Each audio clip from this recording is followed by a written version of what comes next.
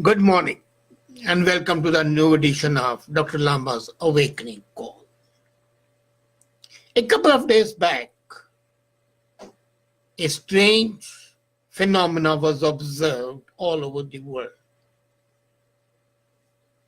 And all the political leaders, all the established media went gaga over that event, praising it, thereby hiding the real evil intention of that event. I say evil because that was in fact perverting the psychology of the children. That was teaching them to become lawless, indulge in the activities that cannot be and should not be condoned, but then the word should is no longer pertinent to the politically correct word of the day. This was a worldwide protest by the school children, 10 to 15 years old, left the school, came on the roads in all the 50 states of USA, in all the Europe, some parts of Asia. But as the media says, the whole world, and the whole world according to the established media is only Europe and North America. They do not count Latin America, they do not count Africa, they do not count Asia, Middle East to be a part of the world order. So anything that happens in Europe or North America is deemed to be an international event, though more than 70% of the population lives in Africa and Asia, and those people did not take any cognizance of this event. Now to the event. The event was that they were protesting against the climate change and calling on the politicians, the political leaders to take corrective steps, forgetting that climate change is a natural phenomena and no political leader is a supra god that he can change the order of things.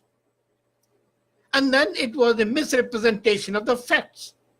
Anyway, as I said, thousands of the teenagers and the children skipped schools, participated in climate change protests.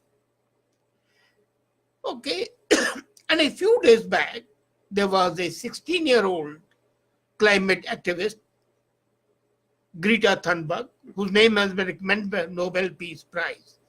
And she has been protesting against climate change all the time. Well, I do not object to the protest, but the language that you have been using has been absolutely atrocious. Now, let's see what they have done. In England, the small children gathered in Trafalgar Square, Parliament Square, and iconic places. They marched angrily. So did they do in USA, Seattle, Chicago, Washington, New York. So they did it in Paris, Amsterdam, Oslo, Sweden, all over. And they were screaming, shouting, carried signs and plaques. Filthy, vulgar language, irrational mantras, and ridiculous opinions. If you don't act like adults, we will. System change, not the climate change. Criminals. The whole thing. The video footage shows rogue teenagers writhing like leeches, hurling wild denunciations of the political leaders. And the total scene was a scene of incivility, lawlessness, rebellion, and youth run amok. Now that in any society, government and the law, these are the two bedrock principles that underpin a healthy nation and a basic human interaction. And I could see an absolute breakdown. And that does lead to one thing, and that is the destabilization of society. The teenagers, by these protests, rejected government and law.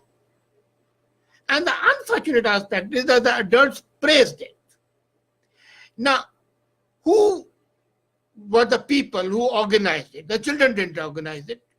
They do not have the capability to organize it. This was organized by the so-called exploiters, protectors of society who are wearing a mask of protection. Really, they are the destroyers. And the support, the praise, and the administration, the admiration they received from all the political leaders for denigrating the law and the government was really horrible. Social media exploded with messages of support from celebrities, journalists, media personalities. And even the National Association of the Headmasters applauded it. They call it a valuable life experience. Yes, it's a life experience in rebellion. And I'm not against rebellion. I've been a rebel all my life. But I'm against vulgarity. Now, let's see. Does skipping your school and march on the streets with your mates in protest of fundamentally erroneous cause constitute taking a moral lead? I call it fundamentally erroneous because climate change has been there right from the day the world started. And if you stop all the human activity, as even the scientists agree, the nature itself causes the climate change. The movement of the tectonic plates, the GHG gases, greenhouse gases from the wetland, from the forest, from the rivers, from the human excreta, from the animal dung, all that is normal. How can you change it? And the children skipping classes, to call it a moral lead, is an indictment of intelligence and maturity. I fail to understand that when these children were being taught that the Western governments have not done anything to combat climate change, they were ignoring the issue. And it was a false assertion. Do you know that today USA has the lowest carbon emission since 1888? The level today is of the same level it was in 1988. USA has reduced it significantly, much more than expected in the Paris Climate Accord. So when the actions are being taken within the ambit of probability and possibility, to call it criminal is misleading.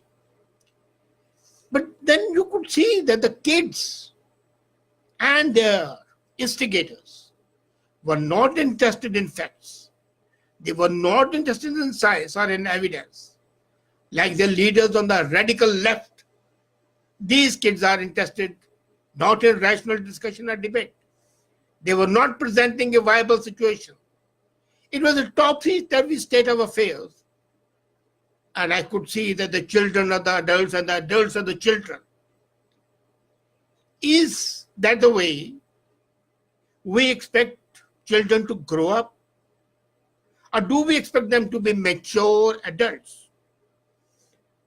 As a matter of fact, this itself is a negation of the concept of education.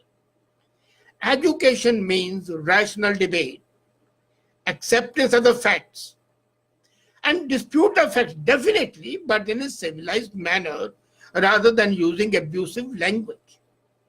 Then what's the first job of a student? Is it to study or to protest? Again, I'm not against protest, but the protest should be spontaneous, not organized by outside agencies, and they should be relating to the people who are protesting. And I'm amazed that all the time when the people call for protest, it's not the people who are affected by it, but who are going to take advantage of it indirectly. So this factor basically failed to point to the children to an emergency that is being averted. And there was a lot of irrational talk. You can see that there was a time when, for example, the famous British Admiral Horatio Nelson, he was 13-year-old when he left his family and enlisted as a seaman in British Navy. He was disciplined, and his monument and his statue was desecrated by these hordes of shouting rebel of youth. Now, this is in fact nothing but truancy. This mass truancy witnessed in Europe and in North America is in fact slipping away from the class for a purpose other than education. So you cannot call it a life experience. It's not a form of education. It's a form of training to be ruffian. And the children who participate in these protests, what do they learn? Now let's come to the basics. They learn that one can ignore and reject government, one can ignore authority and break law without any consequence. The only consequence would be praise, admiration. And then, this lesson is further compounded when the parents and the authorities responsible for upholding the law endorse this lawlessness. These protests sell rebellion for the sake of rebellion as a virtue. If rebellion is for the sake of a principle, that's appreciable. But to rebel against something which is a fact of nature